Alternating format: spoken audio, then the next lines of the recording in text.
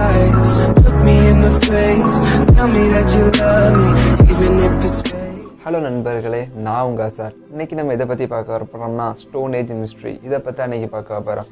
Okay, ஒரு நிறுத்தி வச்ச கல் எப்படிடா இவ்வளோ வேர்ல்டு ஃபேமஸ் ஆச்சு, அண்ட் நிறைய ஆர்கியாலஜி டிபார்ட்மெண்ட்லும் சரி, ரிசர்ச்சர்ஸும் சரி, அவங்களுக்கு எப்படி இதை பற்றி பார்க்கணுங்கிற ஒரு மோகம் அதிகமாச்சு. நிறைய பேருக்கு இப்போ வர இதை பற்றின ரீசன் தெரியாமே இருக்கா. அப்படி அதில் என்ன இருக்குது, அதை பற்றி தான் இன்றைக்கி இந்த வீடியோவில் பார்க்க போகிறோம். ஓகே, வாங்க வீடியோக்குள்ளே போகலாம்.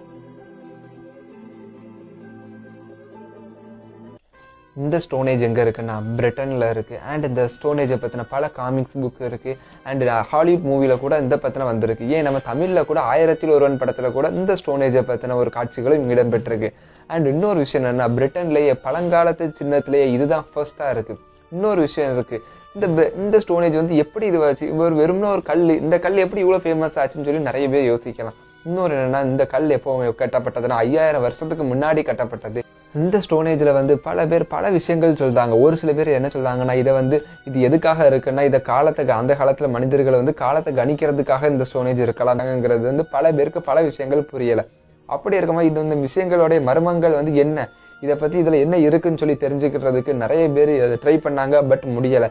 அண்ட் இந்த ரேடியோ கார்பன் டேட்டிங் டெஸ்ட் வந்ததுக்கு அப்புறம் தான் பிரிட்டனில் இருக்கிற ஒரு ஆர்கியாலஜிஸ்ட் மைக்கேல் என்ன பண்ணியிருக்காங்கன்னா, இந்த ரிசர்ச்சை போய் நாங்கள் ஒரு ஸ்பெஷல் பர்மிஷன் அங்கே வாங்கி அங்கே போய் இதை பார்க்க ஆரம்பிச்சிருக்காங்க. அப்படி இருக்கும்போது தான் தெரிஞ்சிருக்கு, இந்த ஒவ்வொரு கல்லும் கிட்டத்தட்ட 5000 வருஷத்துக்கு முன்னாடி செஞ்சது.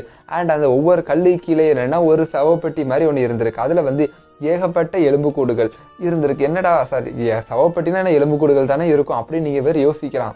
ஆனால் அதில் ஒரு எலும்புக்கூடுகள் இல்லை, ஏகப்பட்ட எலும்புக்கூடுகள் இருக்குது. அண்ட் அத்தனை எலும்புக்கூடுகளும் எலும்புக்கூடுகளாக புதைக்கப்பட்டது. எதுவுமே மனுஷனாக புதைச்சப்பட்டு அது எலும்புக்கூடுகளாக ஆனதுலாம் இல்லை, எலும்புக்கூடுகளாக புதைக்கப்பட்டது தான். இப்படி ஒரு விஷயம் உங்களுக்கு தெரிஞ்சது. இது ரொம்ப உங்களுக்கு அதிர்ச்சியாக இருந்துச்சு. அப்போ இது மேற்கொண்டு அதை ரிசர்ச் பண்ண ஆரம்பித்தாங்க.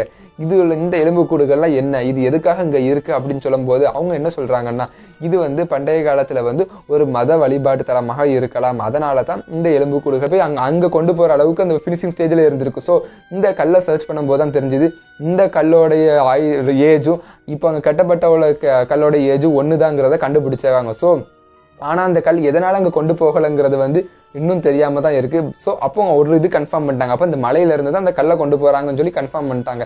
அண்ட் செகண்டாக அடுத்த ஒரு விஷயம் பார்க்குறாங்க, இந்த இது இடத்துல எப்படி ஆட்கள் வந்துச்சுன்னு சொல்லி பார்க்கும்போது அங்கே வந்து நிறைய எலும்புக்கூடுகள் அண்ட் நிறைய மண்பாண்டங்களும் இருந்துச்சு. அந்த மண்பாண்டங்கள் என்ன இருந்துச்சுன்னா, நிறைய பன்றியோடைய கொழுப்பு அண்ட் நிறைய இறைச்சி, இந்த மாதிரி ஒரு சில விஷயங்களை அவங்க பார்க்கும்போது இதை ரிசர்ச் பண்ண ஆரம்பித்தாங்க. ரிசர்ச் பண்ணும்போது இன்னொரு விஷயம் இந்த ரிசர்ச்சில் கண்டுபிடிச்சிருக்காங்க. ரிசர்ச் வந்து என்னதுன்னா, இந்த எலும்புக்கூடுகள் வந்து என்னது, இது வந்து எந்த சென்டர், இது என்ன நாயா இல்லைன்னா வேற எதுமான்னு சொல்லிட்டு, அது மட்டும் இல்லாமல் இது எந்த இடத்துல இருந்து வந்திருக்கு, இது எந்த இனத்தில் உள்ளதுன்னு சொல்லிட்டு அந்த அளவு கூட கண்டுபிடிக்கலாம். அப்படி இருக்கும்போது அங்குள்ள எலும்புக்கூடுகள் அங்குள்ள விஷயங்களை வச்சு பார்க்கும்போது இது வந்து இந்த உலகத்தில் இருக்க ஒவ்வொரு பகுதியில் உள்ள எலும்புக்கூடுகளும் இந்த இடத்துல கனெக்ட் ஆகிருக்கு. ஸோ அப்போ இது என்ன சொல்கிறாங்கன்னா, அந்த காலத்திலே எல்லா கண்ட்ரியில் உள்ளவங்க ஒரு யுனைட்டடாக இருந்திருக்காங்க. ஸோ அவங்க வந்து இங்கே வந்துட்டு எல்லாருமே ஒன்று சந்திச்சிருக்காங்கிறதுக்கு வந்து ஒரு ஆதாரமாட்டு இந்த விஷயங்களும் எடுத்து வைக்காங்க.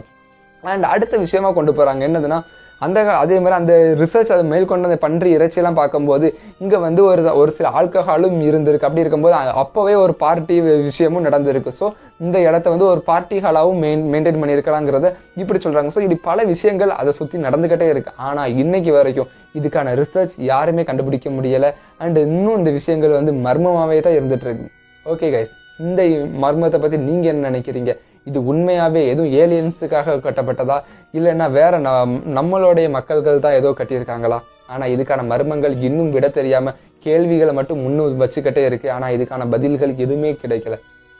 பாய்.